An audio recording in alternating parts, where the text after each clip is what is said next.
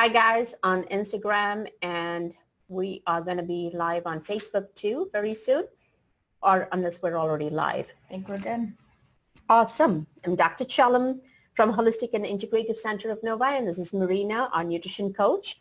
So today, I think one of the Transform Your Thyroid or Hormone Balancing Your Hormone series, we're going to talk everything closer to the holidays, the few things that people struggle with.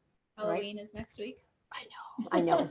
All those bags of sweet, the ones that your kids will bring back saying that you don't want to have it and you don't want to waste it. It's going to be the sugar roller coaster ride. And the biggest challenge is I don't think people eat sugar because they don't know it's not healthy for them. I think it's absolutely everybody understands when they eat candy and when they eat something that they're not supposed to eat, it makes them feel bad later. But at the same time, the biggest challenge in trying to avoid sugar and sugary products are cravings. How do you get over the sugar craving? And I think that's probably the biggest challenge for most people. And we're going to talk about why you have sugar cravings, what you can do about sugar cravings, and what you might be doing to keep these sugar cravings going on. And any of you, and if anybody's watching the video, if you could just share this video with someone who is probably struggling with this aspect, we'd appreciate it, because a lot of what we do, we're trying to reach as many people as possible so they would actually get this information and not be stuck where they are stuck. So let's talk about why do we have sugar cravings? There are a few reasons why we have sugar cravings. Number one is what we call your metabolic thermostat. What is your internal thermostat? In fact, this is one of the reasons why most people, when they lose weight, they gain it all back, is because their internal thermostat is set a different way. The second one is your taste buds. Your taste buds are so used to a certain type of food, which has been something that you've been habitually eating, that when you shift, and we all know we have to eat healthy, but when you shift, everything tastes bland. Mm-hmm. And it's almost like it's tasteless. So when something is tasteless, that kind of lifestyle is not sustainable. So our goal is to address what is your internal thermostat. How do you find out what is your internal thermostat? And number two, how do you shift the taste buds? And what are the steps you can do or take to get to that point? Now, a lot of reasons why you have sugar cravings is because of a certain amount of hormonal imbalance. This time, I'm going to make you guess what hormone are we talking about. Do you know? Insulin. So it was the first one that you told me last time. It's actually the cortisol. I know it's your most favorite, but it's actually the cortisol that gets you craving. In fact, when you crave those salty, crispy snacks as well as sweets, you got to look at the cortisol. How does the cortisol create this craving? It reduces your muscle mass. It increases your fat storage and reduces muscle mass. Now, when you look at how does cortisol get into the picture, why do we have that excess or the imbalance of the cortisol so much so that we have a craving? Of course, it is stress, but one of the commonest reasons is insulin resistance. So when you really look at the root cause of your sugar cravings, it is insulin resistance, but on the surface, it's because of decreased muscle mass, which comes from a high cortisol state. Which happens when you're stressed. So all those times that you're working late and you're, going for the cupcakes or donuts in the morning. Right. Always. It's always like when there's a lot of stress, you'll find that you crave, and we always tell you, listen to your body. If your body needs something, maybe it needs it. But if it is an imbalance, you probably it becomes like a self-destruction, right? And we have to help you identify when you're going into on that path of self-destruction, or even to identify, hey, I'm not going in the right direction. How do I reset myself? So those are the things we're going to discuss today. So let's talk about the first one, about the body thermostat. So what the body thermostat does is, as you reduce your calories, what it's going to do is going to reduce your metabolic rate. So you're not going to burn as much. So you reduce your calories, you're going to reduce how much you're going to be utilizing or creating that energy or breaking down those calories. So that's why when you go on a diet, initially, because there's a shift in the amount of calories, you kind of lose weight and then you stabilize, you kind of hit a plateau, and then you slowly start gaining. And that's where people lose that, they don't feel encouraged to continue to stay on the diet, because now the whole purpose of going on a diet was to lose weight. Yep. So you have to understand, how can you reset your internal thermostat? At the same time, when you eat a lot of food, actually your metabolic rate goes up. But at the same time, if you have an abnormality of insulin resistance and high cortisol, even though the metabolic rate is going up, you're going to start storing a lot of the fat too. So again, how you're going to approach your weight loss becomes extremely important, because you got to understand how is your body responding to these stressors, to your food. And more than anything else, I have to emphasize, you should not be worried about what you're eating, how much you're eating. It should carb counting, all of that junk. Right. You shouldn't make, as long as you're eating real food, your body should be able to burn what it needs to burn. There are a few things that work against us. Number one, we all have a sitting job. We all have stressful sitting jobs, right? So sitting is the new smoking, completely shuts down your metabolic rate. The stress, the cortisol, decreases your muscle mass and increases your fat. And this is what you find as you age, you have less of muscle mass. That's why automatically you begin to gain weight. Sometimes even if you're losing weight, your fat content goes up in percentage. And the third one is also our taste buds. When you've been used to drinking juices, like every regular American household that doesn't think too much about health drinks a cup of orange juice. Oranges are great. It gives you the amount of vitamin C you need for the whole day. However, when you do the orange juice, it's so sugary. If you eat an orange, you don't get the same sweetness. So your taste buds look at the orange as absolutely bland. And same thing with, like, when you're looking at a shake, you buy, what is that called? I think the cereal company, they put out a shake. He did? Kellogg? What? Is it not Kellogg? There's another cereal company. If anybody listening, if you know what I'm talking about, it's constant. I don't know anything about junk food. I have no idea. Well, I watch ads these days just to understand why people gravitate towards these ads. This is the one where you drink and they say now it's got caffeine in it, so it gives you a lot of energy. What? Yeah, it's an advertisement. I forget what it is. It's not Boost. Kids? No, it's for adults. Okay. It's for weight loss. And Cheerios. Not Cheerios, that's a cereal. But this one is very common. I forget, like Boost. Okay. But it's made by a cereal company. It's going to come to me later. But anyway, they add a lot of these, the caffeine in it, the protein in it, the sugar in it. And they call it strawberry. And they'll say, hey, have a great healthy shake and it's all protein and you'll lose weight.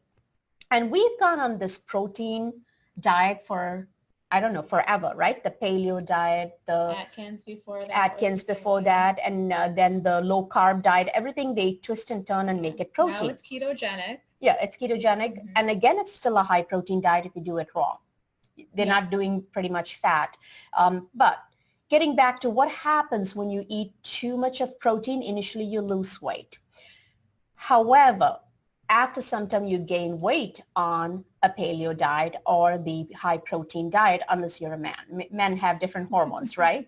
So why does that happen? It's because the paleo diet and the low carb diet does trigger off insulin resistance. And we see that in our practice all the time. Yes. So insulin resistance is, in fact, if you come to me with weight loss, as much as people come to me and say, I think my thyroid is not working, you may be somewhat right.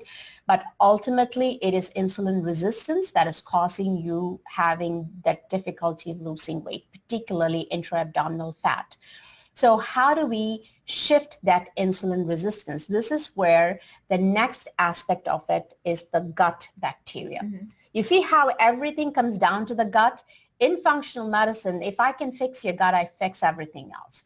So we look at the gut bacteria, and that shift has to happen. People who have a lot of yeast overgrowth. What is yeast? It's a fungi, right? Fungus, we have bacteria, we have virus, and we have fungus. These are all microorganisms that are present in our body. They have a certain balance in health, and they have a certain imbalance in dysfunctions and diseases. Insulin resistance and diabetes, you'll have a lot of yeast overgrowth. And yeah, most people have yeast anyways, but right. This is when it's out of balance, which is important to know. And they have the craving for the sugar. Yeah. And literally, you crave sugar. After every meal, you got to have something sweet. You're constantly thinking about something sweet to grab. And it's almost in a day, you don't go without eating something sweet, whether it be in your drink or on your food. So we look for the yeast overgrowth. We look at the insulin receptors and see what is it, if it is blocked. And then we also look at your liver. If you have very high ferritin, iron stores, that means the breakdown, the liver is congested, it's very difficult for your insulin to work.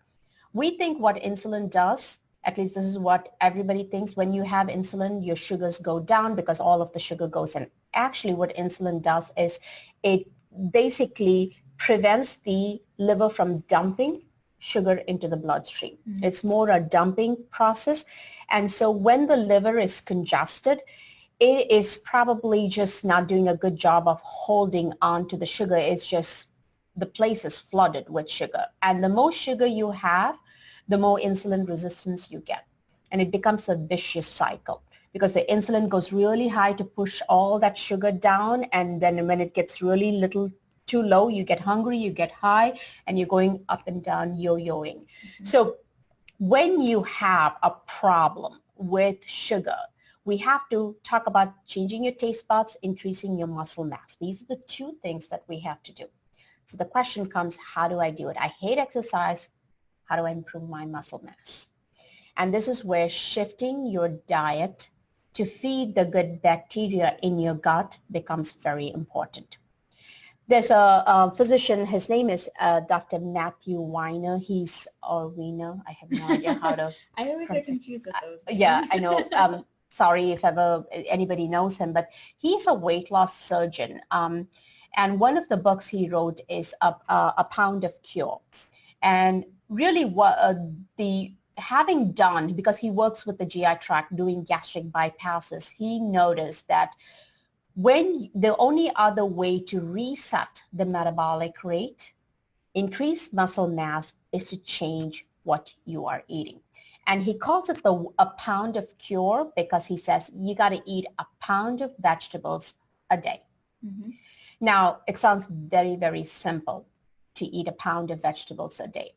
But a lot of people, the reason they don't do it is it's no longer interesting to eat a pound of vegetables a day. And how do you make it palatable?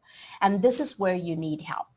A lot of times I would say reach out to a nutrition coach who can teach you different recipes that makes it sustainable. And you want to make it very simple, guys. The reason it's very difficult to be healthy, it's a lot of shifting of your life. If it comes down to, I got to learn how to eat, I got to learn how to drink, I got to learn how to sleep. You just need to know the principles. You need to know what is the problem in your body. What are the principles you need to follow for yourself? And then look at your lifestyle and say, how do I make this easy? And how is it sustainable for me? Changing your taste buds there's no other way other than if you're use your strawberry shakes, how about just eating the strawberry or blending the strawberry with a little bit of almond milk or coconut milk and making a shake yourself. Put a date in it, make a shake yourself. And you'll find when you have just these natural fructose, natural sweeteners that come from food, your taste buds will change. In fact, I think a lot of our patients who actually we always say this, right? 90% of our patients who follow 90% of what we tell them get 90% of the results that they're looking for. If they follow exactly what we tell them to do, their taste buds actually change. In fact, today morning we had a client who says, I'm not hungry anymore. Yeah. She has a smoothie in the morning and she keeps asking me, should I eat more? Yeah, I know. Because, and the reason we want you to eat more is the less you eat, remember your metabolic rate goes down and you'll actually begin to store weight. So that's why we tell people to eat. But also you have to listen to your body. When you're hungry, when you start getting that hunger pangs, eat. Mm-hmm. Don't wait. What do we do? We let that hunger pang go and then skip that lunch part, and only when we have time we grab, you set off insulin resistance. The other interesting thing that we've noticed with some clients is they actually get their sense of smell back as well as they start Absolutely. to shift. And that plays a huge role in how you taste something too. So they Absolutely. actually start to enjoy vegetables because they can smell more of the flavor, the spices and stuff that they're putting into it as well. Right. Sugar, I mean, it's sugar. You don't need to smell it. It tastes Right. the same pretty much. Right. And actually, when you look at cane sugar is very medicinal. If you really look in the winter season, the cane plant, the sugar cane plant, it really is harvested. It's awesome. It's used in the treatment of hepatitis A. In India, yeah, you drink a little sugarcane juice. It is actually therapeutic. However, the sugar we are exposed to is highly processed fructose from beets. It's not from the sugarcane. And that's where we're running into a problem. We're getting the wrong type of sugar. We're getting this insulin resistance going. Our taste buds are changing, and then we don't know what natural food tastes like. So it really takes about 10 days of you eating whole foods. You'll find your taste buds will change. Improving your muscle mass. If you can add exercise, that's great. And that's why a lot of people who do exercise and have enough muscle mass, they can get away by eating occasionally stuff that we don't consider healthy because their muscle mass keeps that insulin resistance at bay and they don't tend to gain weight. But if they continue to do that, they keep falling off of track and eating pizza and donuts every day, which is a food-like products. We're not saying don't ever eat them. We just eat them after resetting your hormones, reset your metabolic rate, reset your taste buds, reset your hormones. And then when you eat them once in a while, because you're going out, even then you won't have the craving to eat it. I think really what we're talking about is how do you remove the craving? I still remember before my health journey, a cottage in pizza, that's really my most favorite. They used to have a gluten-free crust. I loved it. But today, if I even look at it, I can smell the sugar. Because what happens when you remove gluten, what you do, you add sugar. In fact, I was on a website or some kind of a group that was talking about thyroid. I have Hashimoto's. I've decided I'm going to bite the bullet and I'm going to go gluten-free. How do you find the budget to go gluten-free? And I'm like, what budget do you need? Right. You're just going to shift to eating whole foods. That's what a gluten-free diet is. Not the gluten-free packaged foods. That's not going to help your gut bacteria very much. Yeah, and you actually will shift the gut bacteria, shift your insulin resistance, shift your cortisol. So when you struggle with weight loss, a few things are going on. No matter how much you exercise, you don't sweat, you don't lose weight. You're constantly hungry, and that's why you have to, and like I said, when you're hungry, you got to eat. Some of us have to eat every 2 hours because our insulin resistance is so high that you have that hunger pang every 2 hours. So for you to start resetting, I would really highly recommend working with someone who understands how to work with an insulin resistance patient and guide you through that for at least 6 weeks before you can go off on your own. Understand what needs to happen for you. And a detox plan, actually, our detox plan completely works well for people where they get their sense of smell, sense of taste, your gut bacteria changes. Actually, we ask the weird questions like, how's your bowel movement? Yeah. Right?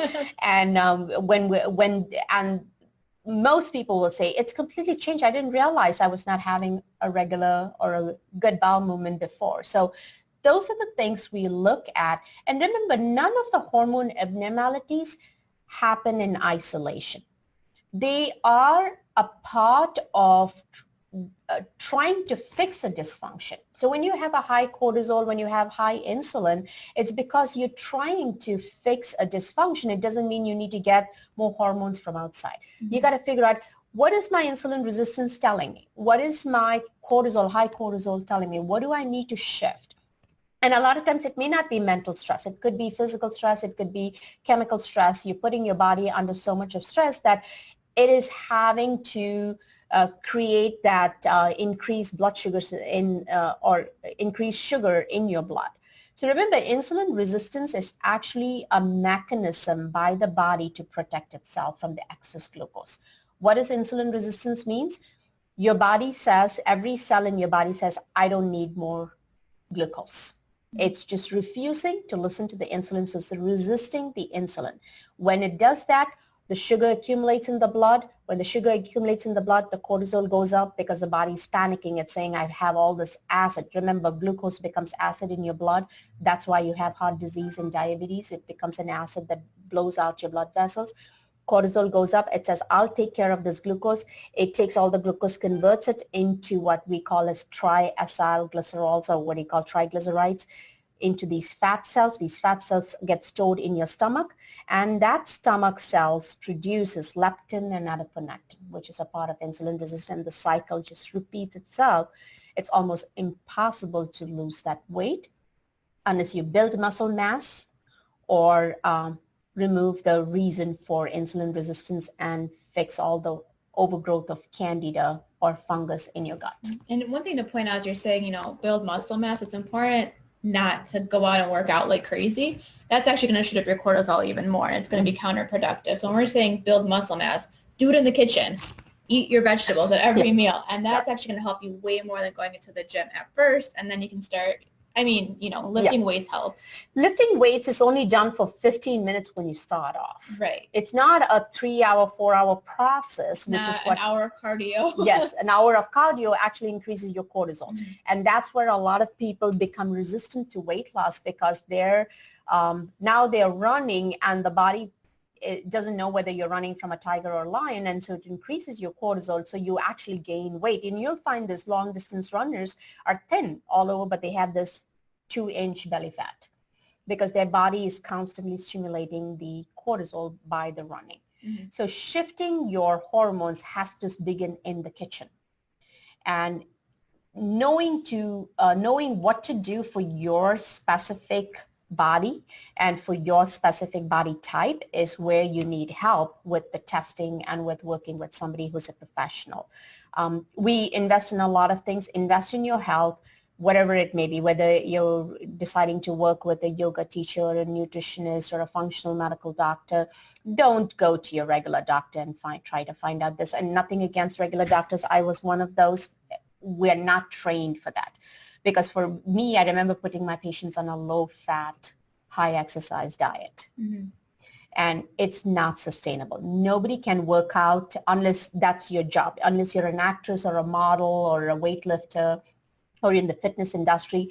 It's almost impossible to put in that many hours of workout and focus on your nutrition. You have to live your life at the same time, know what your body will accept and what your values are, what is your goal. Everybody cannot be a size 0. I've said this before. We are 3 different body types. You want to get your body weight to the point you are healthy. You don't have the aches and pains. You don't wake up feeling fatigued. You don't wake up feeling heavy and groggy. You really want to shift that energy, and all of that begins with shifting your insulin resistance. So if there are any questions, go ahead and ask me. I don't think there are any questions that I can see. And Instagram also, I don't think there are any questions. Just some waves. I'm going to wave at everybody. I don't know how to still use the Instagram, but anything else, Marina, that we haven't addressed? Because most of our patients, if you see, even before they start the detox, they begin to lose about 10 to 15 pounds. We're seeing that now. Yeah, that's pretty normal. And these are people who have never been able to lose weight before, and they've tried exercise and they've tried diet and whatever else, and it doesn't work. That's because they haven't actually fixed their gut bacteria. Mm-hmm. So once we start to shift that, and you get in the kitchen, just eat a vegetable at every meal. Start there. Make sure every meal has a vegetable, and then kind of build from there. And that'll help. And choose vegetables that you like to begin with. Every vegetable can be made likable. It all depends on how you learn. And when we start our cooking classes, we'll teach you how to fix vegetables in such a way that you're going to be in love with vegetables. What's a vegetable? Right. I think that's the bigger challenge is, understanding how to use these vegetables, herbs, and spices. I think that by itself is a whole educational process that you need. But if you are struggling with eating very frequently, eating a sweet after meal, inability to get off the sugar, I gotta have something sweet, it is your insulin resistance. And insulin resistance is probably the easiest thing that we can work on. It's my favorite thing because Yes. people like freak out. They get so worried about it. I'm like, no. Yeah. In a couple weeks, this will resolve and you'll be fine. In fact, we want to, in our practice, we want to give a guarantee we can actually take away your insulin resistance. That's how easy it is to fix it once you know the person's blueprint, which is their gut bacteria, how their cells function. And then weight loss, even though that's your main concern, that becomes a sidekick to you getting healthy. It's just so fascinating. The whole science of insulin resistance is very fascinating. In terms of whether the thyroid is responsible, the thyroid is connected to your insulin. You have to understand that most people who have insulin resistance eventually go on to having a loss of their thyroid function too. And similarly, if you start out with hypothyroidism in the beginning or Hashimoto's, you eventually become a diabetic because the root cause is again in your gut. You got to fix the gut, got to fix any underlying infection before you look at the hormones. Everybody is interested in knowing what thyroid pill should I be taking or what exercise should I be doing. Focus on why your body is creating these problems. Why is it having insulin resistance? Why is it having a thyroid dysfunction? Why are there antibodies against your thyroid? And you'll find that pretty much it begins to heal. So what do we have as a tip in terms of nutrition for folks? Yeah, we're going to talk about cinnamon. It's cold here in Michigan and probably in some other parts of the U.S., I'm sure. So it's a good time for like warm foods, and cinnamon kind of comes into play with fall. But cinnamon is actually a really great anti-inflammatory, and it helps to regulate your blood sugars. So it's a really good spice, or it's a spice. It's a spice. It's a spice. It's a bark, actually. Exactly. Yeah, It's a it's a spice. To add to your food. So what you can do is steam a sweet potato, mash it up, drizzle some cinnamon on it with some ginger and almond butter, and you can actually have a really good breakfast that way, and it'll keep you full because you have the root vegetable from your sweet potato, and then the cinnamon helps to curb the sugar cravings, helps to regulate your insulin as well a little bit. Yes. And also helps the gut bacteria because it's very anti-inflammatory. In fact, I think they sell cinnamon tablets. The only difference between cinnamon tablets and actually cinnamon itself is cinnamon tablets is concentrated form of cinnamon, just like how the curcumin or turmeric is really a concentrated form. But if you add these herbs and spices on a daily basis, literally nature has given you medicines to heal just about anything and everything that you have. There are, it tastes awesome.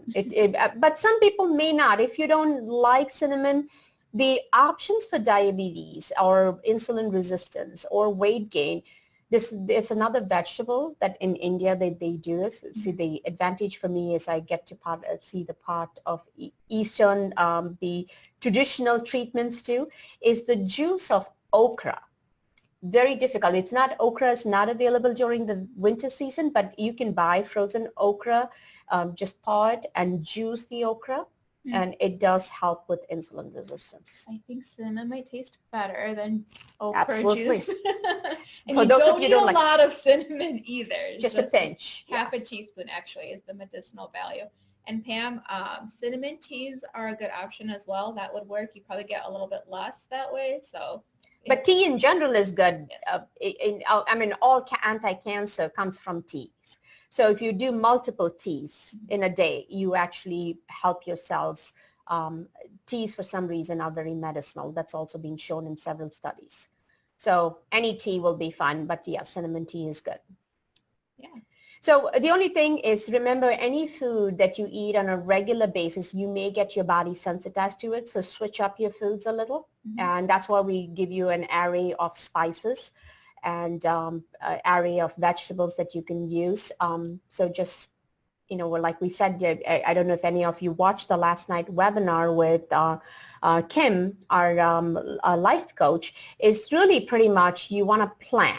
This requires planning. We plan for our financial future. We plan our kids' education. We plan our home. We plan for everything, but when it comes to our health, we never seem to plan. Just put in some time there to plan what your meals would look like or what you actually makes you feel good, and get that into your routine. And once it becomes a routine, you don't have to think about it anymore, right? Yep. And Pam has another question. Should it be decaffeinated for the tea? I mean, cinnamon is an herb, so it should be or it should be naturally decaffeinated anyways. Oh, no, I think the tea, I think she's talking about the tea specifically. No, Pam, it doesn't matter unless the tea caffeine is so little, it's less than 5%, you're okay. You don't have to see, because once you go to decaffeinated, you're looking at a processed food. So in the most natural form, teas and coffees have caffeine in it. Try to buy the regular ones. If you're one of those who wants to drink at bedtime, close to bedtime, maybe a decaffeinated one is probably a better choice, but I'm a big fan of the less they've done to the natural product, the better it is for you. Okay? All right. I don't think there are any other questions. Thank you once again for supporting us by joining us. Make sure you visit our website. By the way, our website is going to get updated. I'm very excited about it. It's holisticicon.com. And otherwise search for Holistic and Integrative Center of Novi. We also have our Instagram, our iTunes, and Facebook. And I see one more. My favorite new spice is coriander. Oh, yes. Yes, Peggy. Coriander is to die for. In fact, you can add it to any vegetable and it just shifts, even to rice and quinoa, just adding a little coriander powder. You saute some onions, add some coriander powder, add some turmeric powder, and mix the rice with it, and it is really out of the world. I agree with you. I love the coriander leaves too. So, we didn't put it on airplane mode. Sorry about the phone, but agreed. Any spice, I think it enhances the food. And there are, and I think we will, once we start our cooking classes, we're going to go over all of the spices and how to use them and what foods. In fact, you can use the same spice for savory and sweet dishes, and they change the taste of food. So thank you once again. We will talk to you next week. All right. Bye-bye. Bye.